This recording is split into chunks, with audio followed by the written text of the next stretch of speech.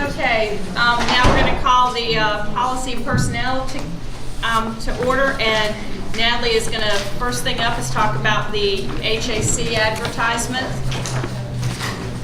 It is the same advertisement that we've used previously. Good.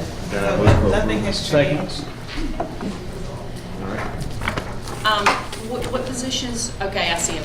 So we have a motion and a second. All in favor? Aye. And just in case you want it, I just asked for what our current members are, so if anybody wants to know what those are. Yeah, can you send that to me electronically? I can send this to you electronically, yes. Oh, you can actually hand me one, can't you? I can. Just hand it on down. Somebody else can send it to you electronically. The next item before us, guys, is, if I'm reading correctly, is driven by the rules we have to follow. This is first reading of policy IKA, the grading and assessment systems. I believe this is also you, Natalie. I have Paul here with me. Madam Chair, we have the document. Unless there's something different, I move for approval. Second? Been nice talking to you. All in favor? Aye. Great job. The policy IKFC, employability credential. Miss Jacobs. Yep. Once again, Madam Chair, there's something in addition to what we already have in front of us. I move for approval. Second. Second. Been nice talking to you. Thank you. All in favor? Aye. Thank y'all. Since the next item is information only, can we go ahead and agree that A, B, and C will be on potential consent? Yes. Yep. Thank you. And the teacher evaluation?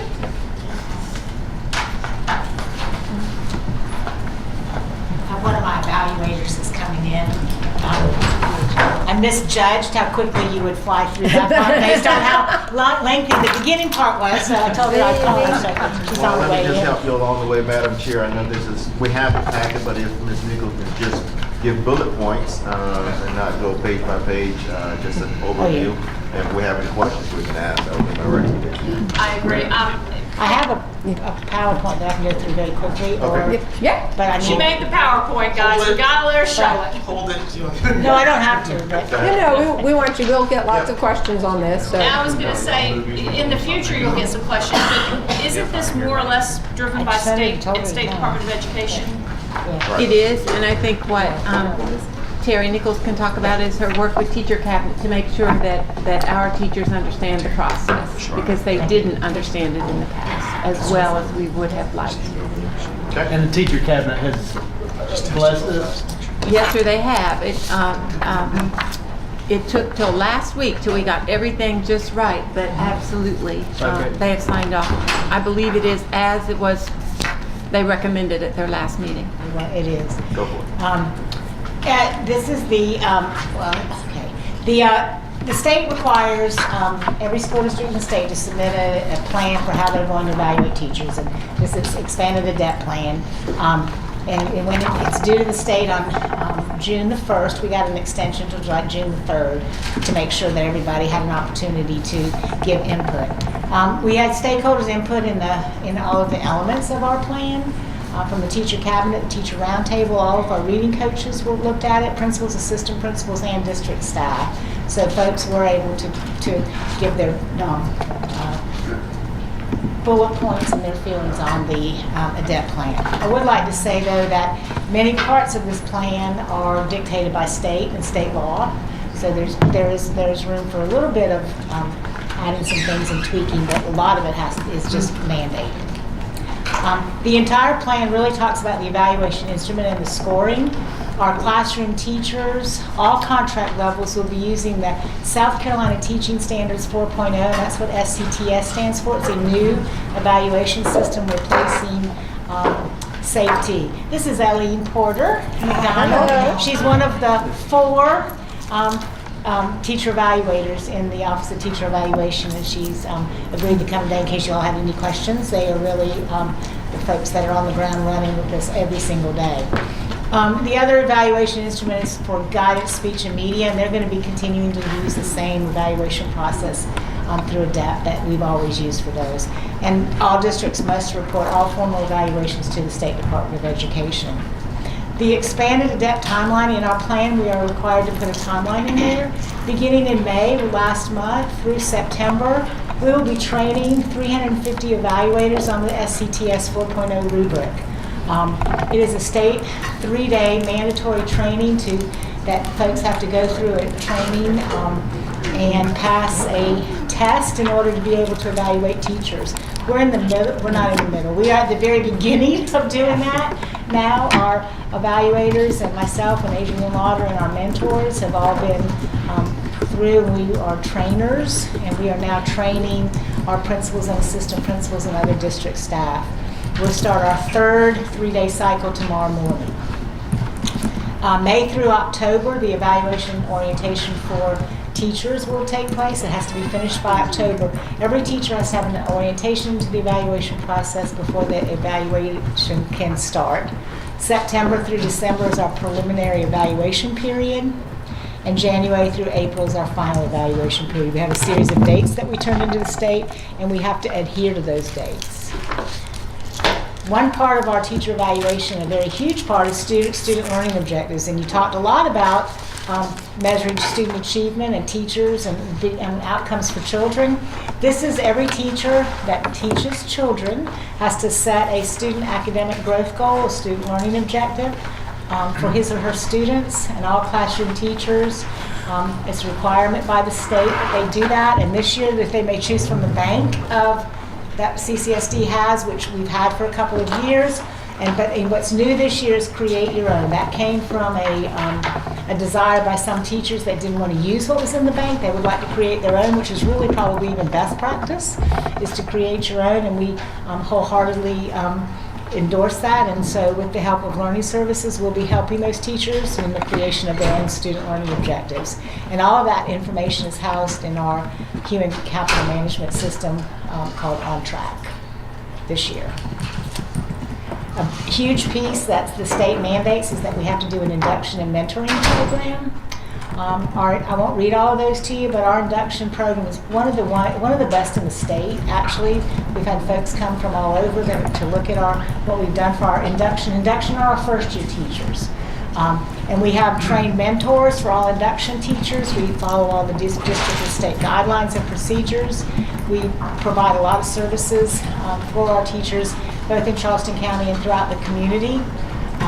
We give them training on the South Carolina State, the South Carolina Teaching Standards 4.0 rubric, and it's a formative year where they learn about planning and SLOs and teaching, and we do evaluation, but it's not, because it's formative, it's not as critical, it's not as, I don't know what the word is, it's not as critical. I mean, it's very critical, but it's not as, doesn't have a big, you're learning, and we're helping, and we're coaching and mentoring. It's huge. But we have some mentors that are helping with that. Annual diagnostic is those teachers that have done their induction year and they're not quite ready to move on to become annual, to go through their annual year of evaluation. So they will have access to all of the induction services and formative assessment and workshop. They'll be provided a mentor, and they'll have two observations in the preliminary and the final. This is another year of offering assistance, and that's mandated in our plan according to the state guidelines.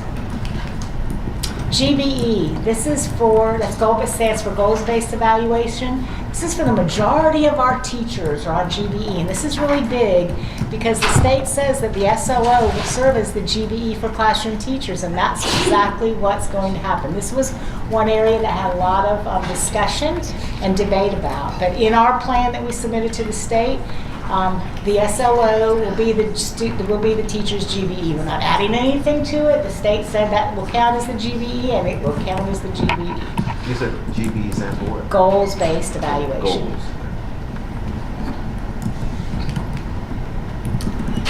I think it's important to note that for charter schools that we work very collaboratively with our charter school district because we provide for them training and support, and we report the results to the state. We've already had one charter school principal in our training, and we have others that are there. So we are actively out and assisting our charter schools as they get on board with the new state evaluation system. Is it mandatory for them to participate? They have to choose one, and all of our charters are using the state as South Carolina Teaching Standards 4.0, except for, I believe it is Voyager, and they are using the TAP program, and they got permission from the state. So we probably won't be offering much assistance to them, but every other Charleston County charter we're helping with, and we send resources and support to them as whenever they need it.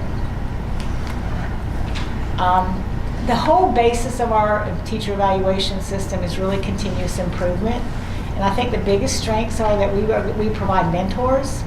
We have some teacher effectiveness specialists, that's what our evaluators are. And that we provide the training for the South Carolina Teaching Standards 4.0. We have opportunities for growth and places that we want to get better with organizing our training.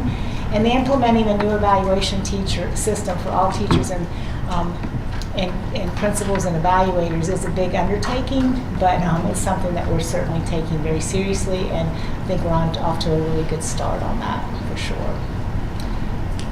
And that's it. Unless do you have any questions, or if you'd like to ask anything from Aileen, she'd be happy to help you. Just one. Reverend Matt. The Create Your Own, just tell me a little bit more about that. You said that's a new initiative that was added to where teachers create their own student-based objectives. So outside of what the bank has listed, so the principal approved these standards to make sure, or Yes. these objectives to make sure that they are in line with. Yes, and the principals will have to approve them. The teacher will have to discuss the SLO with the principal and receive approval. If for some reason a principal's not as well versed in that, either that subject matter or whether or not that SLO is on target, is it rigorous enough? Is the measure that they're using to measure whether or not they achieve that objective, is it correct? That technical assistance will be offered by our folks in learning services and the folks that have the content expertise if they need to. And I don't want to get into the weeds. That's okay. So the Create Your Own type objectives for the students in that particular core subject area, is that designed within the department level so that the teachers that are teaching that subject, these objectives are all being shared so that we don't have one here, one there, one there? I'm just trying. That's a great question, and there's been some talk about schools that have a larger department that those teachers might collaborate and say, this is really something that we'd like to measure, and they might work on it together as a team and get those approved through their principal and members of learning services, and that certainly would work as well. Once we get some really good ones, I think it's good to share those, like the bank, and I think the bank is going to be, even if a teacher doesn't choose to use one exactly from the bank, I think using that as a springboard to say, well, this is almost what I want, but I need to tweak it like this to make it work for my classroom. So I think that adding that, it's going to be interesting to see this year, I think, as we watch that, to see how many teachers choose from the bank and how many teachers choose to write their own. Write your own is probably not as easy as it may sound. So but it may very well produce better outcomes for kids. So we'll have to see how that goes. Thank you. You mentioned a teacher cabinet. How many teachers were in the cabinet? We invited every teacher from the cabinet that served on the evaluation subcommittee to come in and actually look at the draft of this plan. We only had a handful that came. I think it was six. Yeah, six. I think that came, but they were all invited. Do you have anyone here? Well, we invited. Jody Stallings is here. Jody, come up. I'm sorry I didn't see you come in. Do you think they told us the truth, Jody? Well, it's hard to hear, so yes. Good answer. It is hard to hear. So, but could you share, Jody, what you, From a teacher cabinet perspective, perspective? or a teacher perspective? Well, at the beginning of the year, the teachers brought 3 issues that we really wanted to look at, and one of them was teacher evaluation. And so then we divided it into a subcommittee of about a third of the teachers, and they met 2 or 3 times during the year. And basically from the beginning, really, we talked about doing just following the state mandate. We felt like that was a solid, format, and that's where we ended up. So the things not that in the Reverend state Mack law, was but- mentioning about the student learning objectives and everything, do you have any concerns that he had, or do you, from a teacher perspective, what are your Well, thoughts? I mean, I guess it gets hairy depending on what you teach. If you're a band director, it might be hard to come up with, what are your objectives. I mean, the SLOs are kind of a way, I think, to kind of dip our toe in the water as far as looking at evaluation from a student outcome rather than a teacher action. And so I think it's an effective way to do that. This will be our first year, I think, really making them ourselves. And so it'll be interesting to see how many teachers, I gather, probably most teachers, if they have formative assessment available like MAP, would still want to use that. But it would probably be very good for teachers who don't have that at their fingertips. Yeah, that's true. Does anybody else have any questions for a teacher or the evaluator? She's here as well. Well, Jody, do you think, based on where we were with this process last year compared to where we are now, do you think that teachers are going to feel good about this process, or? Well, yeah. I mean, as soon as that was brought up, I heard a collective sigh of relief, from teachers, because it's something we're familiar with. It's something we believe in. I think it's something that most teachers, like I say, it's starting to wade into that area of the pool where you're looking more at student outcomes. It's not baptism by fire. You're Right. kind of taking your time getting there, and I think that's something that teachers have to come to terms with. We don't move very fast. When everything is done on the fly when you're a teacher, you don't have time to stop and say, okay, now let me change to this. So, I think it's very positive, and I think most teachers, the feedback, I haven't heard anything negative about Great. what we're direction we're on. I have one additional question. Yes, So sir. I'm not the expert in this field. Give me a Bible, I can do a sermon and I'll preach. So, evaluator question, I guess, is, and I'm going back to the create your own objectives. So, you being an evaluator going into this classroom, and if we're operating on standard, and tell me if I'm off track here, that according to the guidelines, when during this period of time, teachers are to be teaching on these standards. Everyone should be at least within this range of what they're teaching when you go into these different classrooms. So the teachers develop their own objectives separate outside of the norm. Then as the evaluator going in, they're not on that task. They have their own thing going on. So how do you begin to prepare yourself before going in and making sure that they themselves are really doing the rigorous teaching and on track to where that class needs to be as we begin to move forward? And am I off base by answering that question? Because that's where I'm at right now. And it's this mindset with the teacher evaluation model with 4.0 right now is that it's more of a coaching model. So now the teacher and the evaluator has what you call a pre-observation conference, and that conference involves planning, where that teacher actually brings an artifact, and that artifact is the lesson plan, what they're going to be teaching and what those desired learning outcomes are at the end of the lesson. So you get into this coaching dialogue with the teacher, and you talk about those things that may be inclusive of your SLO, that may have been at the beginning, the middle, or the end, but it just depends on that time range. But what that coach does, what that coaching piece does, is that it tailors, it forces that teacher to look at those standards and objectives. It looking at the assessment and making sure that that content is rigorous enough.